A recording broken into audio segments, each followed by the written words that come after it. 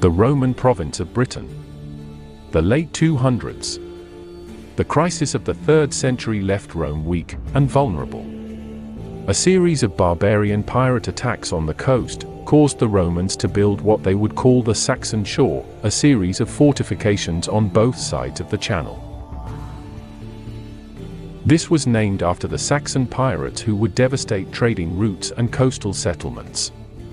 In 285, Carausius was given command of Roman armies in order to get rid of these invaders, and he did just that within a year.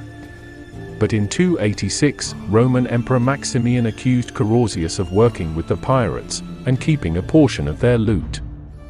Sentenced to death, Carausius defied the emperor and broke away from Rome, forming the Britannic Empire.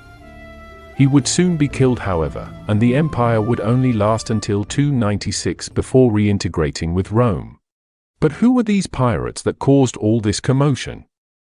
Originating from Saxony, in present-day North Germany, the Saxons were a Germanic tribe, much like the Franks, Goths, and Angles, the latter of which they would be inextricably linked. We believe the name Saxon came from the word seax, a kind of knife. Surrounded by water and with Frankish tribes to the south, the Saxons would instead expand by sea, coming into contact with Britain. With the Roman Empire ever weakening, Rome would leave Britain by 410, leaving most of the land to the Celtic Britons, who were now Romanized. The Saxons would eventually sail over to the south of Britain and settle there. How exactly this occurred is up for debate. We have 3 oft-quoted sources, which tell different stories. It could be that the Celtic Britons, who inhabited most of the island, hired the Saxons as mercenaries to help protect against the Picts and Gaels to the north, and that either the Saxons just settled into land that was given, or that they turned on the Britons, killing and displacing them, forcefully taking the land. In either case, the Saxons now resided on the south of the island, with the Angles living here. In the 500s, the Saxons would form the kingdoms of Wessex in the west, Essex in the east, and Sussex to the south, and the province of Middlesex. We'll let you guess where. Cerdic, a Saxon king, is said to have arrived in 495 with his men, and met resistance with the Romanized Britons, perhaps a certain Arthurian king, before the Saxon king's founding of Wessex in 519. Other sources claim Cerdic might have been a Celtic Briton himself, and just assimilated with the Saxons. The Saxons who stayed on the continent were met with fierce Frankish opposition.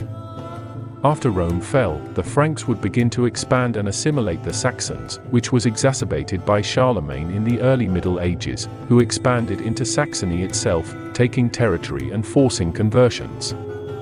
After the slaughter of many Saxon nobles, Vidukind, leader of the Saxons, surrendered and was baptized. Their Erminsul pillar, sacred to their Germanic pagan rituals, was destroyed, and Saxony became a Frankish province. In Britain, though, the Saxons would have a different fate. They would eventually integrate with the native Romanized Britons and the other Germanic migrants, the Jutes and Angles, forming the Anglo-Saxons. After a period of Christianization and the Viking raids that took place in the early Middle Ages on the eastern coast, Wessex would slowly begin uniting the various Anglo-Saxon kingdoms, and by the 900s, rule over a united England. Rome and their legacy had a strong presence on the continent, and influenced many of the Germanic peoples who resided there. But the Saxons and Angles, living in Britain, had no direct links. They brought in Germanic dialects which became Old English, a language that would have died if they had stayed on the continent. With the Norman invasion, English would take a new form and eventually become one of the most spoken languages in the world. Perhaps ruling England was to be their destiny. After all, the Romans had already named a coastline after them.